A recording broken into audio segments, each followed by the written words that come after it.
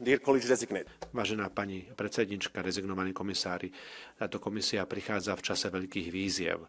Potrebujeme zelenú transformáciu, aby sme zabezpečili, že naša planéta bude obývateľná. Zároveň potrebujeme sociálne spravodlivé riešenia, ktoré budú viesť k spravodlivosti, efektívnejšej a konkurencieschopnejšej únii na globálnej scéne. To nie sú žiadne malé výzvy.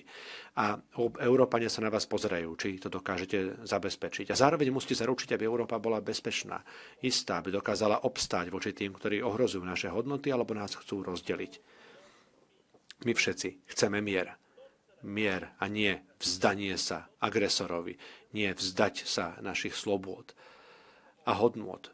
A predovšetkým máte zodpovednosť chrániť liberálnu demokraciu, chrániť a presadzovať právny štát, chrániť silnú občiansku spoločnosť, chrániť nezávislé médiá, nie robiť kompromisy alebo zmierovať sa s tými, ktorých ohrozujú.